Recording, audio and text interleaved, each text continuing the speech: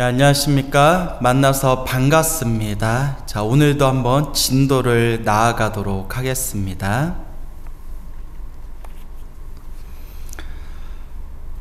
또 중생들로 하여금 얼굴이 누추한 가품을 받게 하는 10가지 업이 있다. 얼굴이 누추한 그런 가품, 업보를 받게 하는 10가지 업이 있다. 얼굴이 누추하다는 것은 이제 못생기게 태어났다라는 뜻이 되겠죠.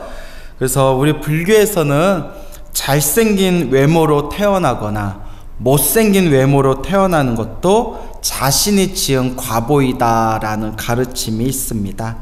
그럼 얼굴이 누추하게 태어나는 업이 무엇이냐? 얼굴이 못생기게 태어나는 업이 무엇이냐? 한번 잘 들어보세요. 첫째는 성내기를 좋아하는 것이요, 화내기를 좋아한다. 성내기를 좋아한다. 화내기를 좋아하고, 둘째는 원한 품기를 좋아하는 것이며, 마음으로 이제 누군가에 대한 아주 안 좋은 생각을 갖고 있는 것, 악한 그런 원망의 마음을 갖고 있는 것. 셋째는 남을 속이고 미혹시키는 것이요. 넷째는 중생을 괴롭히는 것이다. 다섯째는 부모를 사랑하거나 공경하는 마음이 없는 것이요. 그러니까 불효하는 것도, 효도하지 않는 것, 부모님에게 이제 공경하고 효도하지 않고, 그러한 업보도 이제 얼굴이 누추한 그런 업을 받게 된다. 여섯째는 성현을 공경하지 않는 것이며, 성현, 성인 현자의 준말이죠. 그래서 지혜로우신 분들, 훌륭하신 분들, 덕이 있는 그런 훌륭한 분들을 공경하지 않는 것. 일곱째는 성현의 살림이나 농사를 침노해 빼앗는 것이요.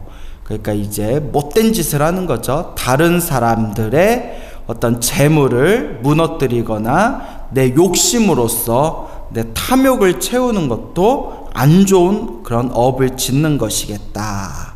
이렇게 이해하시면 되겠죠.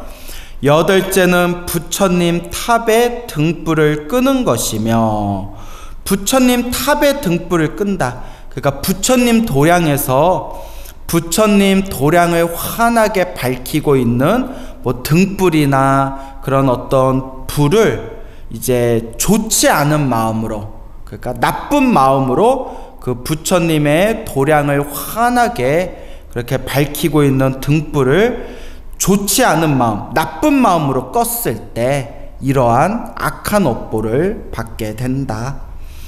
아홉째는 얼굴이 추한 일을 보면 비방하고 천하게 여기는 것이요. 그러니까 얼굴이 못생긴 사람을 막 비방하고 그 천하게 그렇게 무시하고 그 사람에게 상처를 주면 그 업을 오히려 내가 받게 된다는 거예요. 또 이런 거 우리 한번 진지하게 생각해 봐야 돼요. 우리 인터넷에 보면 그 악성 댓글 단 사람들 있잖아요. 악성 댓글 달 때 사람의 외모를 막 심하게 비하하거나 사람의 가슴에 못을 받는 그런 악한 그런 소리를 악플로 다는 사람들이 있지 않습니까? 그런 것도 다 자신의 복을 까먹고 자신의 아주 악한 무거운 업보를 짓게 되는 것이다. 이걸 우리들이 명심해야 됩니다. 열째는 온갖 악행을 익히는 것이니, 그러니까 온갖 여러 가지 악행을 저지르게 되면 이와 같은 10가지 업으로 얼굴이 누추한 가품을 받게 된다. 얼굴이 못생기게 태어나게 된다. 예. 자, 그러면 그 반대로 또 중생들로 하여금 얼굴이 단정한 가품을 받게 하는 10가지 업이 있다. 그러니까 잘생긴 혹은 남에게 호감을 줄 수 있는 단정한 그런 좋은 그런 얼굴, 미모를 타고 태어날 수 있는 10가지의 선업, 복업이 있다. 첫째는 성내지 않는 것이며 화를 내지 않는다. 성내지 않는다. 둘째는 옷을 보시하는 것이며, 그러니까 옷을 보시한다. 그러니까 주변 사람들에게 널리 덕을 베푸는 거죠. 복을 짓고 덕을 베푸는 것.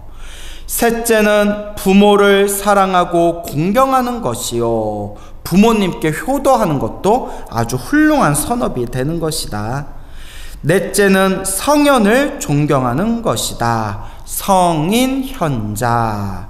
그래서 지혜로우신 분들, 덕이 있는 분들, 훌륭한 분들을 존경하고 공경하는 것도 아주 좋은 선업, 복업이 되는 것이다. 다섯째는 부처님의 탑을 장식하는 것이요. 여기서 이제 탑이라고 나와 있지만 이제 전체적으로 표현하자면 부처님의 도량을 뜻하는 거겠죠. 부처님의 도량, 부처님의 법당을 이제 깨끗하게 청소하거나 혹은 다른 사람들이 보기에 기분 좋게 장식하는 것, 이렇게 이해하시면 되겠죠. 여섯째는 사찰을 깨끗이 소재하는 것이며, 앞에서 설명하고 같은 의미죠. 부처님의 도량을 깨끗하게 청소하는 것. 일곱째는 스님이 거처하는 곳을 깨끗이 소재하는 것이요. 여덟째는 부처님 탑을 깨끗이 소재하는 것이며, 그러니까 다섯 번째부터 여덟 번째, 부처님의 탑을 장식하고 사찰을 깨끗이 소재하고 스님이 거처하는 곳을 깨끗이 소재하고, 스님이 거처하는 곳, 그러니까 수행하는 수행자 스님들, 수행자들이 공부하는 그런 도량, 스님들이 수행하는 수행의 공간을 깨끗하게 청소해 드리는 것, 그것을 이제 복을 짓는 것이다. 아홉째는 얼굴이 추한 이를 보고도 천하게 여기지 않고 공경하는 것이요. 그러니까 좀 못생긴 사람을 보더라도 그런 사람을 무시하지 말고 그런 사람들을 이제 마음으로 존중해 주는 것, 그것 자체가 우리가 다음 세상에 아주 잘생긴 얼굴로 태어날 수 있는 선업공덕을 짓는 것이라고 합니다. 열째는 얼굴이 단정한 이를 보면 전생의 인연이라고 깨닫는 것이니, 우리가 얼굴이 아주 잘생기고 미모가 뛰어난 사람을 보면 저 사람은 전생에 복을 많이 지어서 저렇게 좋은 외모를 가지고 태어났구나 라고 마음에 되새기면서 나도 이번 생에 선업공덕을 잘 짓겠다, 이렇게 훌륭한 마음을 일으키는 것, 그것을 뜻하는 것이겠죠.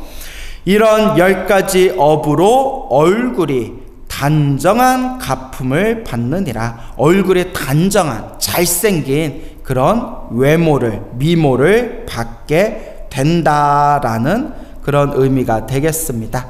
그래서 경전에 보면 화를 많이 내면, 신경질을 많이 내면 죽어서 못생긴 얼굴로 태어난다, 그런 내용들이 경전에 보다 보면 조금씩 그렇게 자주 나올 때가 있습니다. 그리고 또 반대로 항상 미소 짓고 사람들에게 성을 내지 않고 화를 내지 않고 자신의 마음을 잘 다스리는 사람들은 다음 세상에 다시 사람으로 태어날 때 모든 사람들이 보기 좋아하는, 모든 사람들이 마음으로 기뻐하는 그런 잘생긴 외모를 얻게 된다, 이제 이런 구절들이 있습니다. 자, 근데 우리가 또 이것도 한번 살펴봐야 돼요. 우리 주변에서 보면 얼굴이 잘생기고 외모가 뛰어나면 실제로 살아가는 게 아주 편안합니다. 이제 인터넷 유머에서도 잘생긴 사람을 보면 야, 전생에 나라를 구했나? 뭐 이런 표현이 있지 않습니까? 그런데 이 업이라는 게, 내가 지은 업보라는 게 굉장히 미묘하기 때문에 또 이런 변화가 생길 수가 있습니다. 얼굴은 누가 봐도 잘생기고 그렇게 미모가 뛰어나는데도 이상하게 하는 일마다 잘 안 풀리는 사람이 있고, 그거 참 이상하죠? 또 어떤 사람은 이제 얼굴이 좀 못나고 좀 못생기게 생겼어도 하는 일마다 일이 또 술술 풀리는 사람들이 있습니다. 그러니까 잘생긴 외모, 아름다운 미모를 가지고 태어나는 것 자체는 복이 될 수도 있지만 또 잘생기게 태어나는 복이 따로 있고 내가 하는 일이 술술 일이 잘 풀리거나 사업이 잘 되거나 내가 바라는 일들을 성취하는 복은 또 따로 있는 겁니다. 그래서 연예계를 보면 그 연예계 종사자들, 연예계에서 일을 하고 계시는 분들이 이런 이야기를 합니다. 정말 예쁘고 정말 잘생긴 사람들이 있는데 예쁘고 잘생겼다고 해서 스타, 슈퍼스타가 되는 건 아니더라, 이런 말씀을 하고요. 쟤는 좀 다른 배우들보다 외모가 좀 떨어진다 이렇게 보이는 그런 배우들이 있는데 오히려 이상한 매력을 가지고 있어서 그렇게 사람들에게 큰 사랑을 받는 또 슈퍼스타가 되는 경우가 있다, 이런 이야기를 연예계 종사자들이 간혹 그런 이야기를 할 때가 있습니다. 그래서 얼굴이 잘생기고 외모가 뛰어나다고 해서 내가 원하는 일들이 또 술술 풀리는 건 아닌 것 같더라.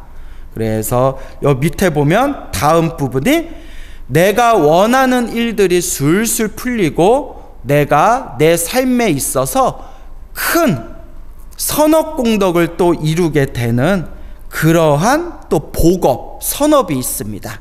그게 바로 또 중생들로 하여금 위세가 적은 가품을 받게 하는 10가지 업가, 위세가 많은 가품을 받게 하는 10가지 업에 대해서 이야기하고 있습니다. 여기서 말하는 위세는 권위, 권세, 일종의 어떤 권력, 높은 자리, 지위, 명예 등등을 뜻하는 표현입니다. 그래서 권력, 명예, 지위 등등을 이제 위세라고 표현을 하는 것이죠. 자, 한번 읽어보겠습니다. 첫째는 중생들에 대하여 질투하는 마음을 내는 것이다. 그러니까 우리가 어떤 사람에 대해서, 어떤 사람이 나보다 일이 술술 풀리거나 어떤 사람이 좋은 일이 생기거나 또 어떤 사람이 굉장히 좋은 공덕을 가지고 있으면 그것에 대해서 질투하는 마음을 가지는 것. 근데 이제 부러워하는 마음과 질투하는 마음은 다릅니다. 부러워하는 마음은 저 사람은 참 좋겠다, 그것에 대해서 나도 저렇게 되고 싶다라는 소박한 마음이 부러워하는 마음이고, 거기서 좀 악한 감정이 일어나서, 나쁜 못된 감정이 일어나서 지가 얼마나 잘 되나 보자라든가 뒤에서 무슨 나쁜 짓을 해서 저렇게 됐겠지라든가 남이 잘 되는 걸 보고 그것을 흉을 보거나 그것을 내리깎는 거, 이렇게 그 부러움에서 끝나지 않고 악한 감정, 나쁜 못된 감정이 일어나게 되면 그것이 바로 질투와 시기가 되는 겁니다. 그래서 다른 사람에 대해서 못된 감정, 질투와 시기심을 일으키게 되면 내 복업과 나의 선업이 깎이게 된다, 내 공덕이 줄어들게 된다라는 의미가 되겠죠. 그래서 중생들에 대하여 질투하는 마음을 내는 것. 둘째는 남이 이익 얻는 것을 보면 배합하는 것이며, 첫 번째에서 말하는 질투, 시기하고 같은 의미겠죠. 그래서 배합하는 것, 다른 사람 잘 되는 꼴을 못 보는 것. 셋째는 남이 손해보는 것을 보면 기뻐하는 것이요. 그러니까 남이 잘 안 되는 것, 남이 잘못되는 걸 보고 기뻐하는 것, 그것도 나의 선업, 나의 공덕을 깎는 것이다. 넷째는 남의 명예를 보고 질투하고 미워하는 마음을 내는 것이며, 다섯째는 남이 명예를 잃는 것을 보면 매우 기뻐하는 것이다. 이제 앞에서 얘기한 질투와 시기와 그런 같은 연장선상의 이야기겠죠. 그러니까 이제 내용들이 비슷비슷하죠. 첫째, 둘째, 셋째 나누기는 했는데 내용들이 비슷비슷합니다. 그러니까 한마디로 질투, 시기심, 남이 잘 되는 걸 막 배아파하고, 남이 손해를 보거나 남이 하는 일이 꼬이게 되면 오히려 기쁜 마음이 나고, 이러한 질투와 시기심을 경계하는 말씀이 되겠습니다. 여섯째는 보리심에서 물러나 부처님 형상을 허는 것이요. 보리심. 보리심은 깨달음을 구하는 거룩한 마음을 보리심이라고 합니다. 그래서 위로는 깨달음을 구하고 아래로는 모든 중생을 제도하겠다라는 마음을 보리심이라고 합니다. 그래서 이와 같은 보리심에서 물러나 부처님 형상을 허는 것, 부처님 형상, 그러니까 불상을 무너뜨리는 겁니다. 부처님의 형상인 불상이나 부처님의 모습을 그려놓은 팽화라든가 부처님의 탑이라든가 부처님의 도량을 무너뜨리는 것을 뜻하는 것이겠습니다. 부처님의 거룩한 모습을 담고 있는 부처님의 모습을 무너뜨리게 되면 이제 이와 같이 아주 위세가 없고 명예와 권력과 지위가 크게 무너지는, 남들에게 무시받는, 그런 천대받는 아주 낮은 지위의 사람으로 태어나게 된다라는 말씀이 되겠습니다. 일곱째는 부모나 성현을 받들어 모실 생각이 없는 것이며, 그러니까 부모님께 효도하지 않고 성현, 그러니까 공경받아 마땅하신 성인이나 현자, 덕이 있는 훌륭한 분들을 받들어서 모실 생각이 없는 것, 그러니까 존경하지 않고 존중하지 않고 공경하지 않는 것을 뜻하는 거겠죠. 그러면 이제 사람들에게 무시받는 그런 존재로 태어나게 된다. 그러니까 이렇게 이제 읽어보면 우리 불교에서도 부모님께 효도하는 거에 대해서 굉장히 중요하게 여깁니다. 그래서 부모님께 효도하는 것은 부처님을 섬기는 것과 같다라는 내용이 경전에 있을 정도로 우리 부처님께서도 효도라는 부분에 대해서 굉장히 중요하게 생각하셨습니다. 여덟째는 남에게 위덕이 적은 업을 익히도록 권하는 것이요. 위덕이 적은 업, 위덕은 이제 위엄과 복덕, 다른 사람들에게 존중받을 만한 위엄과 복덕을 뜻하는데, 이 위엄과 복덕이 적은 업, 그러니까 나쁜 업을 짓도록, 나쁜 업보를 익히도록 다른 사람을 권하고 이끄는 것은 내 공덕과 선업을 깎는 것이다. 이렇게 이해하시면 되겠죠. 남에게 위엄과 복덕이 적은 나쁜 업을 익히도록 하는 것. 아홉째는 남이 큰 위덕의 업을 닦는 것을 방해하는 것이다. 남이 좋은 공덕, 좋은 선업을 닦는 것을 보고 그 사람이 공덕 닦고 선업 닦는 것을 방해하는 것이다. 이것은 나의 공덕과 선업을 이제 깎는 것이다. 이렇게 이해하시면 되겠죠. 열째는 위덕이 적은 이를 보고는 천하게 여기는 것이요. 그러니까 위엄과 복덕이 적은 사람을 보고 그 사람을 무시하고 그 사람을 이제 아주 업수히 여기게 되면, 그러니까 요새 말로 하면 갑질하는 거죠. 갑질. 내가 너보다 더 높은 사람이다 라는 오만한 마음으로 그렇게 사람들에게 갑질하는 그런 사람들이 다음 세상에 태어날 때 낮은 지위의 사람, 위세가 없는 사람으로 태어나게 된다. 이런 10가지 업으로 위세가 적은 가품을 받게 된다. 이런 이제 말씀이 되겠네요.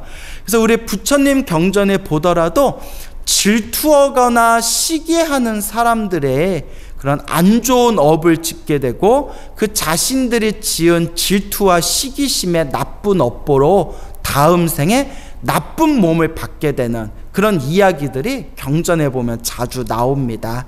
그 우리 주변에 보면 질투라든가 시기심 많은 사람들이 은근히 많지 않습니까? 그래서 오죽하면 속담 중에 사촌이 땅을 사면 배가 아프다라는 속담이 있을 정도로 그렇게 우리 사회에서는 많은 사람들이 질투라든가 시기심에 물들어 있는 경우가 곧잘 있습니다.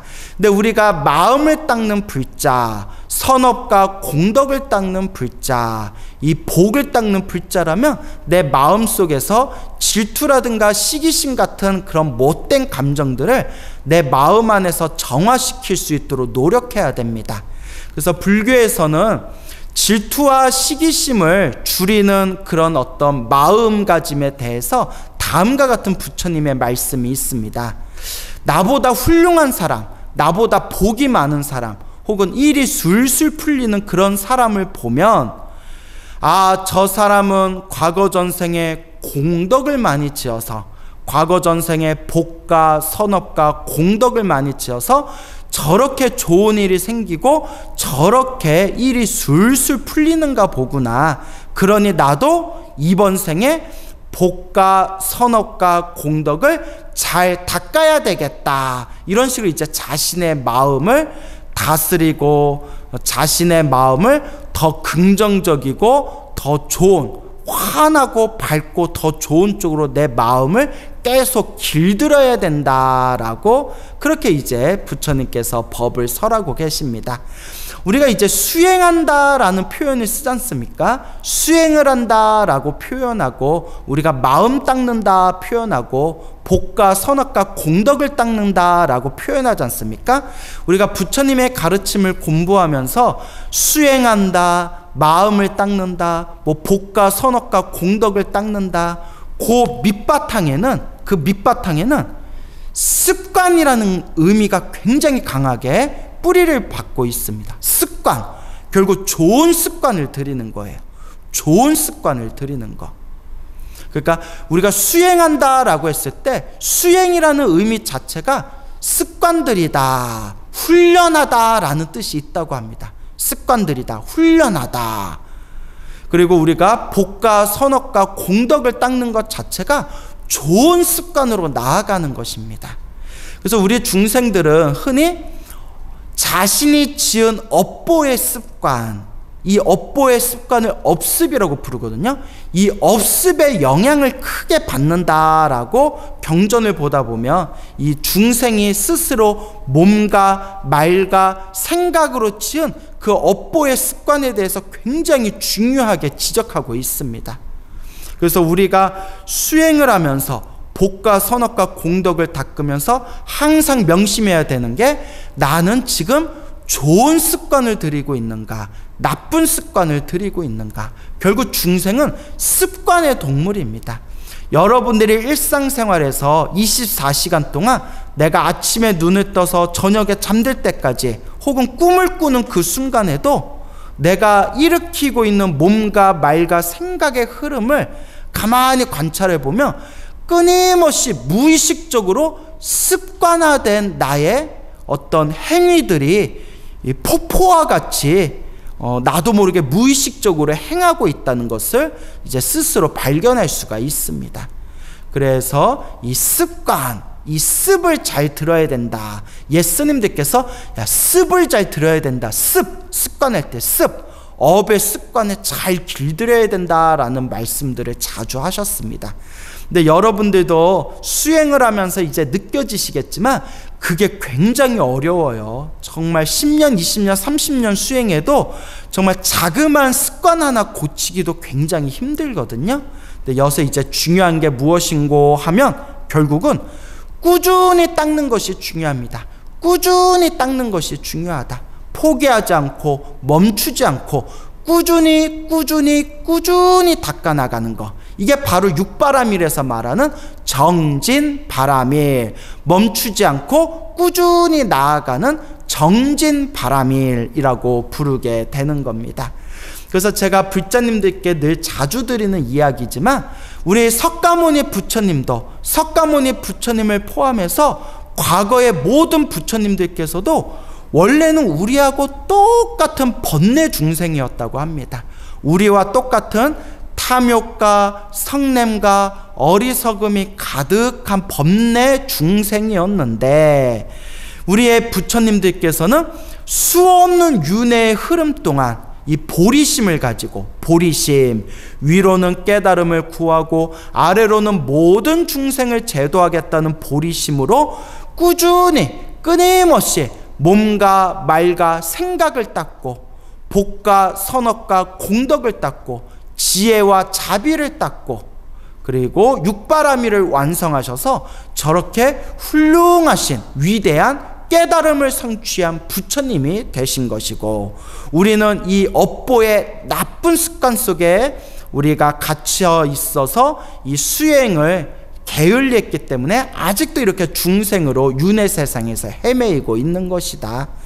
그래서 우리 모든 부처님들께서도 성불할 때까지 3아승직업이 걸리셨대요. 3아승직업. 아승직업은 인간의 숫자로 헤아릴 수 없는 어마어마하게 기나긴 시간을 아승직업이라고 부릅니다. 아승직업. 그래서 이 아승직업을 한 번도 아니고 두 번도 아니고 세 번, 3아승직업을 닦고 닦고 닦아서 저렇게 위대한 부처님이 되셨다. 그러니까 우리도 멀리 내다보고 꾸준히 닦아갈 뿐입니다. 원만하게 꾸준히 닦고 나아가다 보면 우리도 언젠가는 저렇게 위대한 부처님이 될 수가 있다. 결국 업의 습관입니다. 좋은 업의 습관을 들이고 있냐, 지금 나쁜 업의 습관을 들이고 있냐. 그리고 좋은 업의 습관을 들이려면 어떤 게 좋은 업의 습관이고 어떤 게 나쁜 업의 습관인지를 바르게 판별할 수 있는 지혜가 필요합니다. 그 지혜가 바로 경전 공부입니다. 부처님의 말씀을 공부하는 경전 공부를 통해서 무엇이 좋은 업의 습관인지, 무엇이 나쁜 업의 습관인지, 어떤 것이 불자가 올바로 닦아야 할 바른 길인지, 올바른 길인지를 우리가 알게 되고, 그리고 알았으면 물론 지금 너무나 부족하지만 부족하면 부족한 대로 꾸준히 끊임없이 마음의 서원을 세우고 꾸준히 복과 선업과 공덕과 지혜를 닦아 나아가는 것이다. 이렇게 명심하시면 되겠습니다.